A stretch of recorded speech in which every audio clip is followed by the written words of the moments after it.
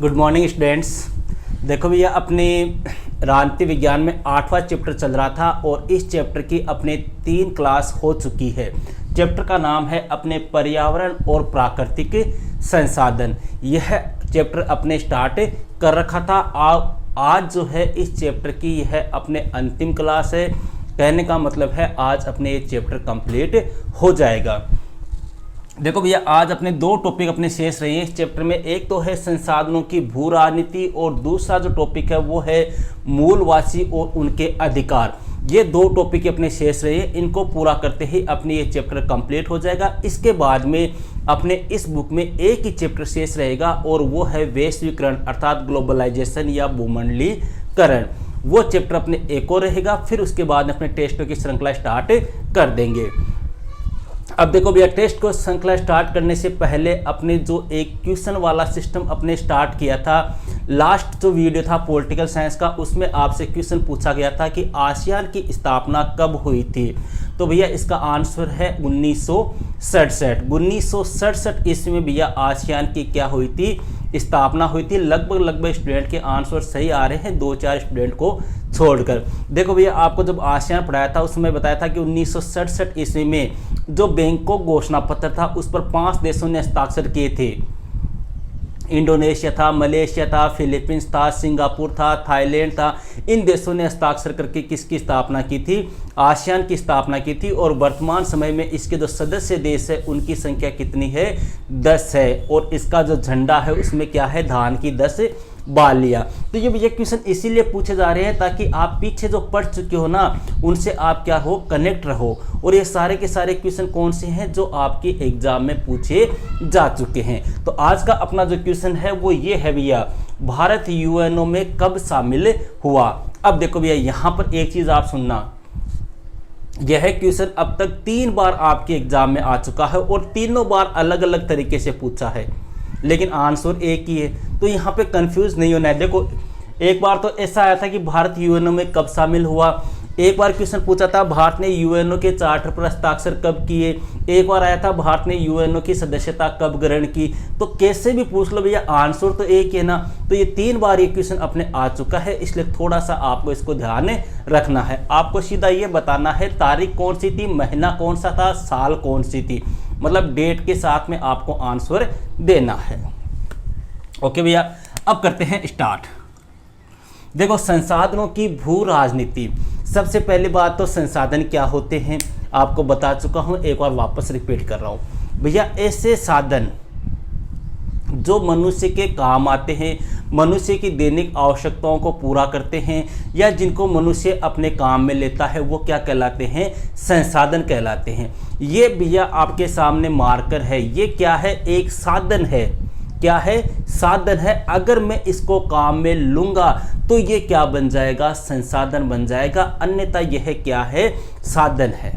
ठीक है, तो अपना जो चैप्टर है उसमें अपने किन की बात कर रहे हैं, प्राकृतिक संसाधनों की कर रहे हैं। ठीक है, तो यहां पर अपना टॉपिक आता है भैया संसाधनों की भू राजनीति। अब जो धरातल के ऊपर या विश्व के ऊपर जितने भी संसाधन है, उन संसाधनों को लेकर भैया विश्व के जो देश है उन देशों के मध्य क्या चल रहा है, राजनीति चल रही है। जहां पर जो संसाधन पाए जा रहे हैं उन संसाधनों को हड़पने के लिए वहां पर क्या किया जा रहा है, आक्रमण किया जा रहा है। एक देश दूसरे देश के ऊपर आक्रमण कर रहा है ताकि वहां के संसाधनों पर अपना अधिकार कर सके। तीसरे चैप्टर में अपने पढ़ा था भैया इराक द्वारा कुवैत पर आक्रमण, अमेरिका द्वारा इराक पर हमला। तो वो किस लिए किए गए थे, वो इन्हीं संसाधनों को प्राप्त करने के लिए किए गए थे। ये खाड़ी देश जो है भैया, ये कैसे देश है, यहाँ पर भरपूर मात्रा में तेल पेट्रोलियम पाया जाता है। इसीलिए तो इराक ने कुवैत पर अधिकार किया था। उसके जो तेल भंडार थे उनके ऊपर कब्जा करने के लिए ही तो इराक ने किसके ऊपर आक्रमण किया था, कुवैत पर आक्रमण किया था। तो कहने का मतलब है कि यहाँ पर अपने किन की चर्चा करेंगे, जो संसाधन है उन संसाधनों को लेकर जो विभिन्न देशों के मध्य जो राजनीति हो रही है, जो संघर्ष हो रहा है, जो तनाव हो रहा है, उसके ऊपर चर्चा करेंगे। देखो भैया, विश्व के भिन्न भिन्न देशों में, विश्व के भिन्न भिन्न स्थानों पर भिन्न भिन्न प्रकार के संसाधन पाए जाते हैं। अपने भैया विश्व जो है, इस विश्व के भिन्न भिन्न स्थानों पर, जैसे अपने भारत की बात कर ले, विश्व में क्यों जाएं, भारत के कुछ राज्य ऐसे हैं भैया जहां पर आपको भरपूर मात्रा में खनिज मिल जाएंगे। कुछ राज्य ऐसे हैं जहां पर बिल्कुल भी खनिज नहीं मिलेंगे। कुछ राज्य ऐसे हैं जहां की आपको रेगिस्तानी हिस्सा मिल जाएगा, कुछ राज्य ऐसे हैं जहाँ पे रेगिस्तानी हिस्सा नहीं मिलेगा, कुछ राज्य ऐसे हैं जहाँ पर आपको भरपूर मात्रा में जल मिल जाएगा, कुछ राज्य ऐसे हैं जहाँ पर जल की बहुत कमी है। तो कहने का मतलब है कि अपने विश्व के भिन्न भिन्न स्थानों पर भिन्न भिन्न प्रकार के संसाधन पाए जाते हैं और इन संसाधनों को लेकर विभिन्न देशों के मध्य क्या होते हैं भैया, झगड़े होते हैं, राजनीति होती है। कैसे? देखो, जैसे किसी देश के पास में क्या है, खनिज है, तो किसी के पास में क्या है, तेल संसाधन है। अब सीधी सी बात है, जिस देश के पास में खनिज भंडार है, सोना चांदी तांबा टंगस्टन जिप्सम, इनके जिनके पास में भंडार है, जैसे राजस्थान की बात करें, राजस्थान में जिप्सम बहुत ज़्यादा पाया जाता है, तांबा अपने यहाँ पे बहुत ज़्यादा पाया जाता है, अपने नमक यहाँ पर बहुत ज़्यादा पाया जाता है, लेकिन अपने यहाँ पर क्या नहीं है, तेल भंडार नहीं है, तेल संसाधन नहीं है। तो भारत क्या करेगा, तेल संसाधन प्राप्त करने के लिए अन्य किसी देश के ऊपर क्या करेगा, अधिकार करेगा, अन्य देश के साथ में राजनीति करेगा, अन्य देश के साथ में लड़ाइयाँ लड़ेगा, अन्य देश के साथ में युद्ध करेगा। और इस बात का इतिहास गवाह है भैया, आपको ये बता भी चुका हूँ। तो अब यहाँ पे क्या होगा, जिनके पास में खनिज संसाधन है वो किसकी प्राप्ति के लिए प्रयास करेंगे, तेल संसाधनों की प्राप्ति के लिए प्रयास करेंगे। जिनके पास में तेल संसाधन है वो किसकी प्राप्ति के लिए प्रयास करेंगे, खनिज संसाधनों की प्राप्ति के लिए प्रयास करेंगे। समझ रहे हो?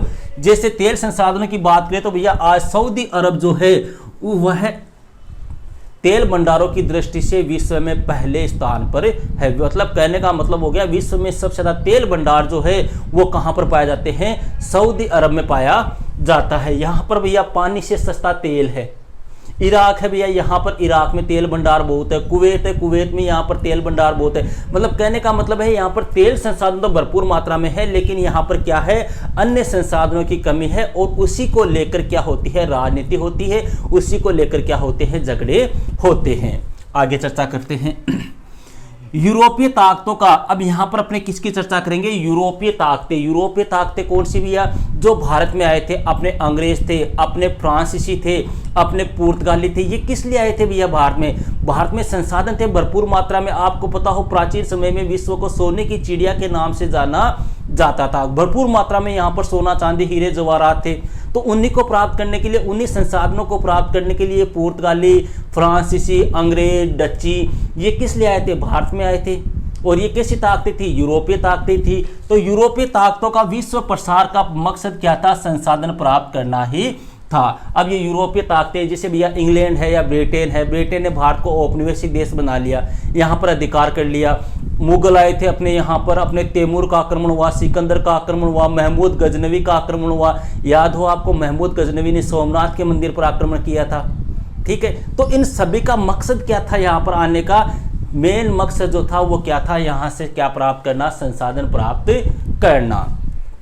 आगे बात करते हैं भैया संसाधनों की बात करें तो भैया संसाधनों में अपने यहाँ पर इमारती लकड़ी, तेल संसाधन जो है वो हमेशा से क्या रहे हैं, महत्वपूर्ण रहे हैं। महत्वपूर्ण संसाधनों में बात करें तो सबसे ज़्यादा कौन से आते हैं, इमारती लकड़ी है, तेल संसाधन है, वो सबसे ज़्यादा महत्वपूर्ण माने जाते हैं।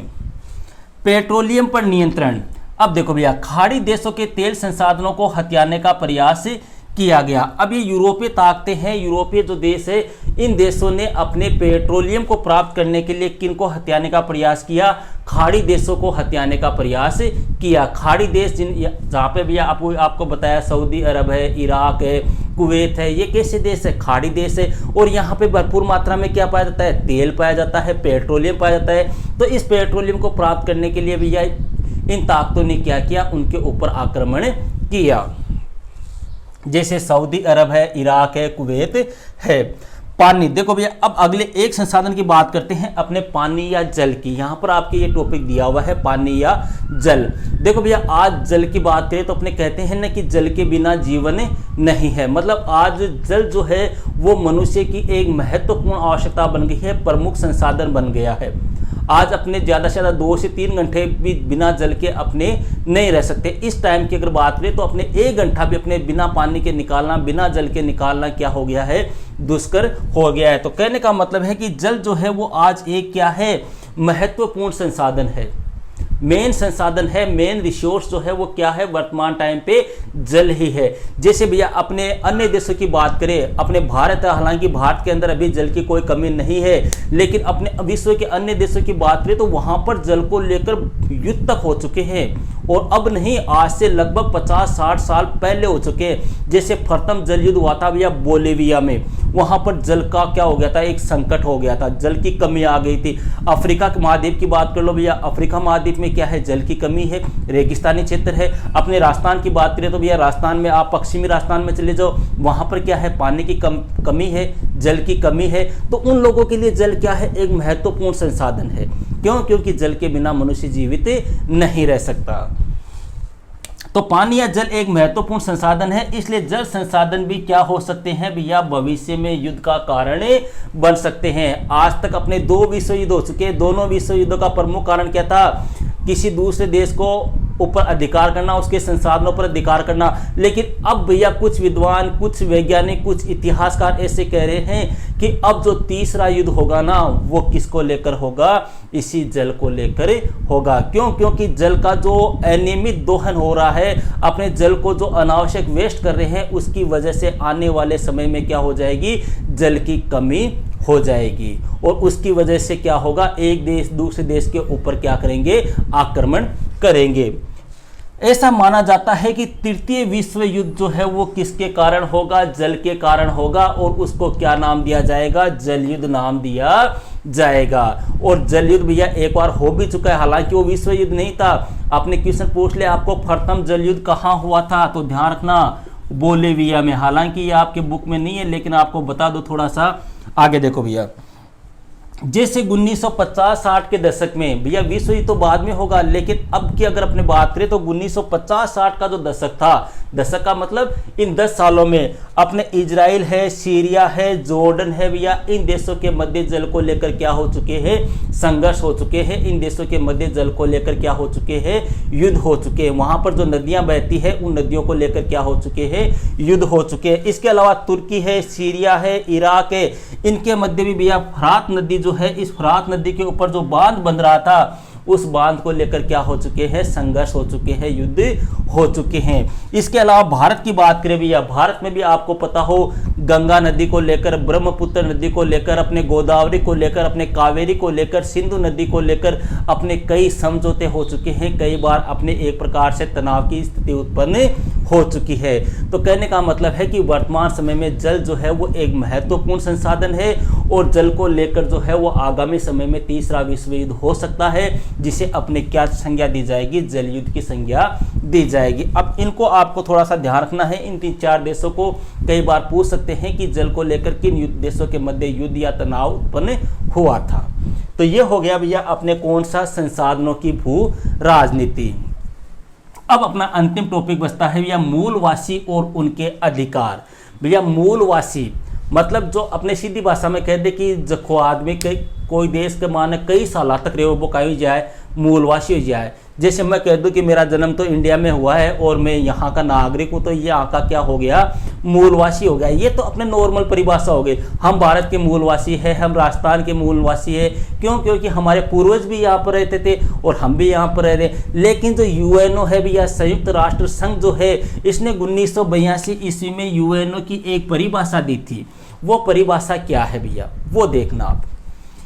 यूएनओ मूलवासी ऐसे लोगों के वंशज है जो किसी मौजूदा देश में बहुत दिनों से रहते चले आ रहे हैं।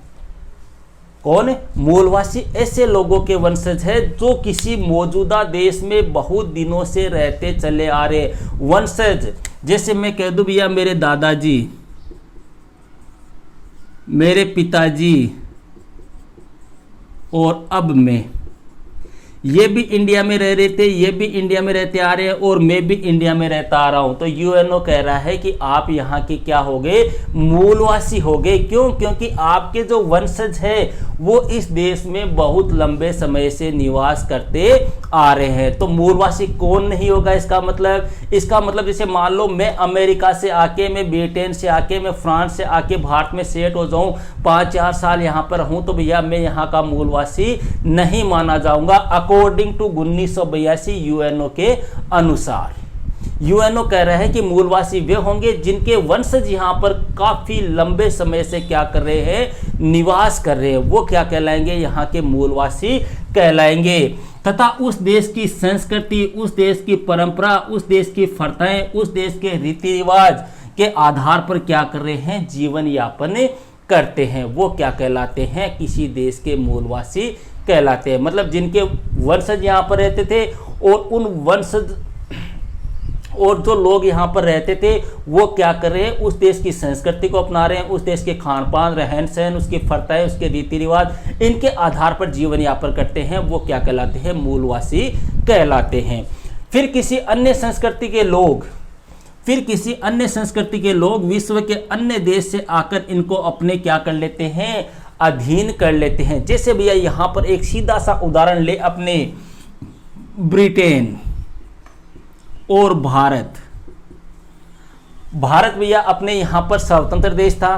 भारत के ऊपर किसने अधिकार किया, हालांकि पहले कई पुर्तगाली आए, अंग्रेज आए, पहले कई विदेशी ताकतों ने आक्रमण किया, तुर्कों ने आक्रमण किया, अपने अरबों ने आक्रमण किया, फिर मुस्लिम शक्तियों ने आक्रमण किया, उसके बाद में अपने यहाँ पर मुगल आए, मुगलों के बाद में अपने यूरोपीय शक्तियाँ आ गई, और यूरोपीय शक्तियों में सबसे ज़्यादा जो ताकतवर थी वो कौन थी, अंग्रेज थे। तो अंग्रेजों ने यहाँ पर क्या कर लिया भैया, अंग्रेज, देखो यहाँ पर क्या लिखा हुआ है, फिर किसी अन्य संस्कृति के लोग, अन्य संस्कृति कौन सी, ब्रिटिश संस्कृति, ब्रिटेन के लोग या अंग्रेज, वो कहाँ पर आए, भारत में आए, और इन्होंने भारत को क्या कर लिया, अपने अधीन कर लेते हैं। कहने का मतलब मूलवासी कौन होंगे भैया, मूलवासी वो होंगे जिनके वंशज जो किसी मौजूदा देश में बहुत दिनों से रहते चले आ रहे हैं, वो तो मूलवासी हो गए, जिनकी संस्कृति, परंपराएं, रीति रिवाज जो है वो उस देश के अकॉर्डिंग है। फिर कोई दूसरा देश उनके ऊपर आक्रमण कर लेता है, उनके ऊपर अधिकार कर लेता है या उनको अपने अधीन कर लेता है। जैसे ब्रिटेन ने भैया भारत को अपने अधीन कर लिया था, लेकिन भारतीयों ने अपनी संस्कृति, अपने प्रथाएं, अपने रीति रिवाज, अपनी परंपराएं, इनको नहीं त्यागा। तो यहाँ पर अपने भारत के लोग क्या हो गए, भारत के मूलवासी हो गए। आगे देखो भैया, ये क्वेश्चन अपने पूछा हुआ है, भारत में मूलवासियों को अनुसूचित जनजाति या आदिवासी कहा जाता है। भारत में जो मूलवासी है भैया, उन मूलवासियों को क्या कहते हैं, अपने अनुसूचित जनजाति या आदिवासी शब्द के नाम से संबोधित किया जाता है। कहां पर, भारत में। अपने भैया भारत में जो मूलवासी है उनकी संख्या जो है वो टोटल कितने परसेंट है, 8% है। अगर विश्व की बात करें तो विश्व में टोटल कितने मूलवासी हैं, 30 करोड़ है भैया। अलग अलग देशों में अलग अलग मूलवासी है। जैसे अपने फिलीपींस की बात करें, आपकी बुक में 4-5 देशों के नाम दिए हुए हैं। जैसे फिलीपींस की बात करें भैया, फिलीपींस में 20 लाख मूलवासी है। अपने चिल्ली की बात करें तो चिल्ली में अपने लगभग 10 लाख मूलवासी है। अपने पनामा नहर की बात करें तो पनामा नहर में लगभग 3,50,000 के आसपास मूलवासी है। अपने बांग्लादेश की बात करें तो भैया बांग्लादेश में लगभग 6 लाख के आसपास क्या है, मूलवासी है। लेकिन अगर संपूर्ण विश्व की बात करें, अपने को इन अलग अलग का नहीं ध्यान रखना है, अपने को सिर्फ 2 याद रखने हैं। भारत में मूलवासी कितने परसेंट है, 8%। विश्व में टोटल मूलवासियों की संख्या कितनी है, 30 करोड़। भारत में मूलवासियों को क्या कहा जाता है, अनुसूचित जनजाति या आदिवासी, ठीक है, जो अपने जंगलों में रहते हैं, पहाड़ों में रहते हैं। अब ये यहाँ पर जो मूलवासी है, उन मूलवासियों की कई समस्याएं हैं, लगातार ये कई मांग कर रहे हैं, कई अधिकारों को प्राप्त करने के लिए क्या कर रहे हैं, भारत सरकार से मांग कर रहे हैं। तो ये अधिकार उनके कौन कौन से हैं, उनकी अपना चर्चा करते हैं। पहला अधिकार तो मूलवासी ये चाहते हैं कि हमें भी क्या दिया जाए, बराबरी का दर्जा दिया जाए, हमारे साथ समानता का व्यवहार किया जाए, हमारे साथ दोहरा व्यवहार नहीं किया जाए, हमारे साथ भेदभाव नहीं किया जाए, हमें समाज से या देश में उपेक्षित दर्जा नहीं दिया जाए, हमें निम्न स्तर का न समझा जाए। अर्थात इनकी प्रमुख मांग जो है वो क्या है कि विश्व समुदाय में इनको भी बराबरी का दर्जा हासिल हो। दूसरी मांग ये कह रहे हैं भैया स्वतंत्र पहचान की मांग। मूलवासी ये चाहते हैं कि उन्हें भी क्या मिले भैया, एक स्वतंत्र पहचान रखने वाले मूलवासी कौम के रूप में माना जाए। मतलब उनकी पहचान क्या हो, एक स्वतंत्र हो। ये नहीं कि ये किसी के अधीन है, किसी के गुलाम है, ये ऐसे है, ये वैसे, ऐसा नहीं होना चाहिए। मतलब उनकी भी क्या होनी चाहिए, एक स्वतंत्र मूलवासी कौम के रूप में उनकी क्या होनी चाहिए, पहचान होनी चाहिए। तीसरी बात ये कह रहे हैं कि मूलवास स्थान पर अपने अधिकार की मांग। ये मूलवासी कह रहे हैं कि हम जिस स्थान पर रहते हैं, हमारा जो निवास स्थान है, उनके पास मतलब मूलवासी के पास में क्या नहीं होते भैया, इनके पास में स्थायी मकान, घर या जमीन जो है इनकी क्या होती है, कमी होती है, या यहाँ जिस स्थान पर ये रहते हैं जो इनके घर है, जो इनकी ज़मीन है, जहाँ पर रहकर ये जीवन यापन करते हैं, तो इनकी मांग है कि सरकार के द्वारा या किसी अन्य शक्तियों के द्वारा उनका क्या न किया जाए, हनन न किया जाए, उनका दोहन न किया जाए। और चौथी मांग जो कर रहे हैं, ये क्या कर रहे हैं, राजनीतिक स्वतंत्रता की मांग कर रहे हैं। मतलब ये कह रहे हैं कि हमें राजनीति में हिस्सेदारी मिलनी चाहिए, हमें भी राजनीतिक स्वतंत्रता प्राप्त होनी चाहिए, देश के विकास का लाभ हमको भी मिलना चाहिए। ये थी भैया इनकी प्रमुख मांगे या इनके मूल अधिकार। ओके, तो ये चैप्टर भैया आपका कंप्लीट हो चुका है। इस चैप्टर में अगर किसी भी स्टूडेंट के कोई प्रॉब्लम हो तो आप कमेंट बॉक्स में मुझसे पूछ सकते हो। ओके भैया, अब आप निकालो कॉपी और हेडिंग लगाओ संसाधनों की भू राजनीति, और इसमें लिखो भैया थोड़ा सा स्पीड से।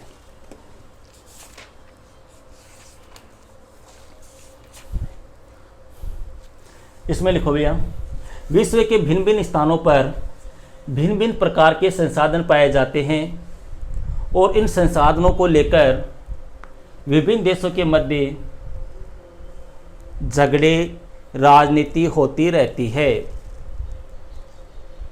जैसे अपने किसी देश के पास खनिज है तो किसी देश के पास में तेल संसाधन है। जैसे आज विश्व में किसी देश के पास खनिज संसाधन है तो किसी के पास तेल संसाधन है। ठीक है, फिर आगे लिखो भैया, यूरोपीय शक्तियों के विश्वव्यापी प्रसार का एक मुख्य साधन एवं उद्देश्य संसाधन प्राप्त करना रहा है। संसाधनों में मुख्य रूप से इमारती लकड़ी और तेल महत्वपूर्ण रहे हैं। 20वीं शताब्दी के अधिकांश समय में विश्व की अर्थव्यवस्था खनिज तेल पर निर्भर रही है। खनिज तेल के साथ विपुल संपदा जुड़ी है, जिस कारण इस पर नियंत्रण स्थापित करने के लिए राजनीतिक संघर्ष छिड़ गया है।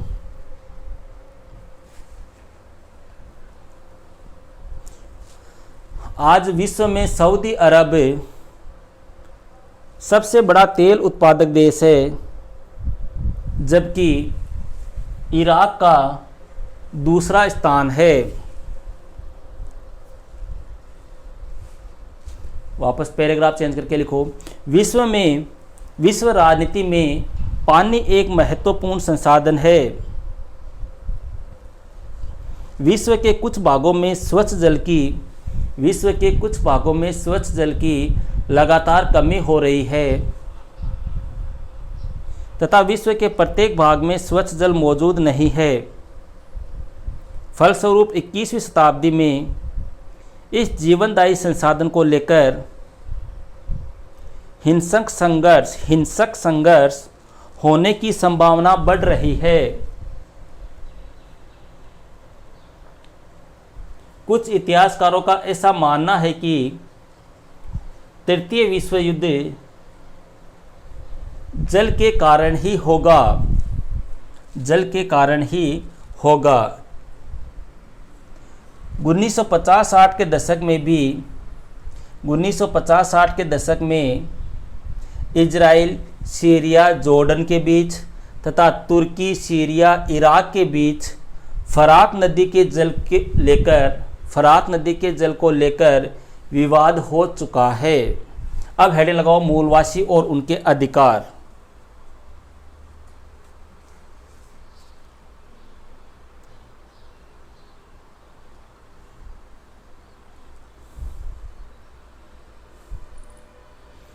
मूलवासी और उनके अधिकार, इसमें लिखो भैया, मूलवासियों का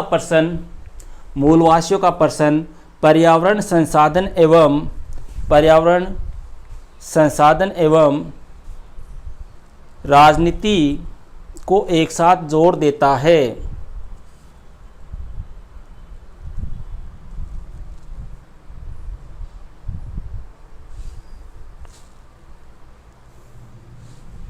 यूएनओ ने 1982 में मूलवासी की परिभाषा देते हुए कहा कि मूलवासी ऐसे लोगों के वंशज है जो किसी मौजूदा देश में बहुत दिनों से रहते चले आ रहे हैं, बहुत दिनों से रहते चले आ रहे हैं, फिर किसी अन्य संस्कृति या जातीय मूल के लोग विश्व के दूसरे देश से उस देश में आए और इन लोगों को अपने अधीन बना लिया।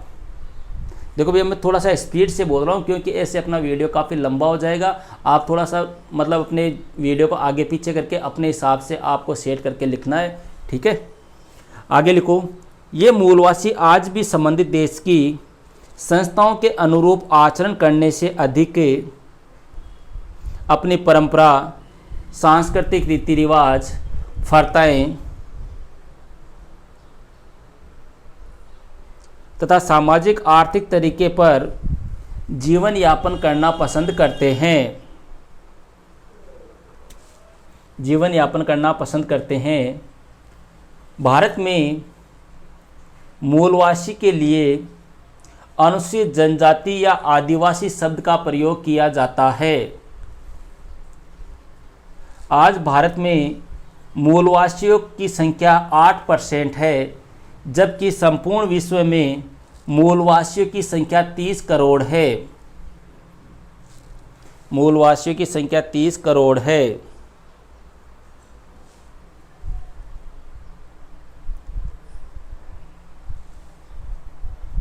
वर्तमान समय में मूलवासियों के समक्ष निम्नलिखित समस्याएं आ रही है या ये निम्न अधिकार प्राप्त करना चाहते हैं। नंबर 1 लगा के लिखो, मूलवासी विश्व समुदाय में बराबरी का दर्जा प्राप्त करना चाहते हैं। नंबर 2, मूलवासी स्वतंत्र पहचान की मांग कर रहे हैं। नंबर 3, मूलवासी मूलवास स्थान पर अपने अधिकार की मांग कर रहे हैं। नंबर 4, मूलवासी राजनीतिक स्वतंत्रता की मांग कर रहे हैं। फिर पैराग्राफ चेंज करो भैया, पैराग्राफ चेंज करके 2 लाइन और लिख लो। मूलवासियों के अधिकारों के लिए, मूलवासियों के अधिकारों के लिए वैश्विक स्तर पर निम्नलिखित प्रयास हुए हैं।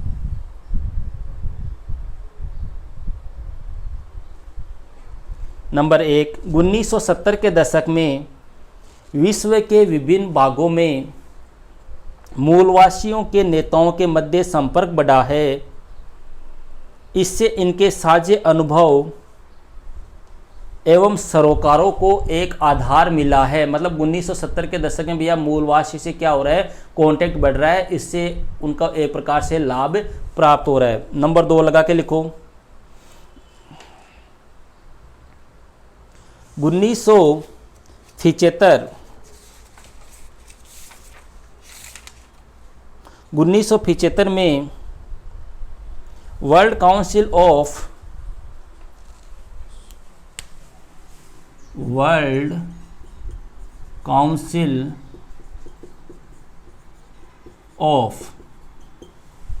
1975 में वर्ल्ड काउंसिल ऑफ इंडिजीनस लिख लो क्या, इंडिजीनस पीपल का गठन किया गया।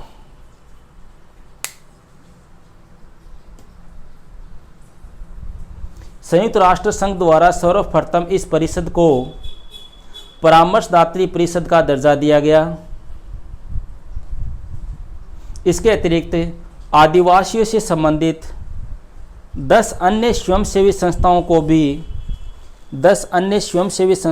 भी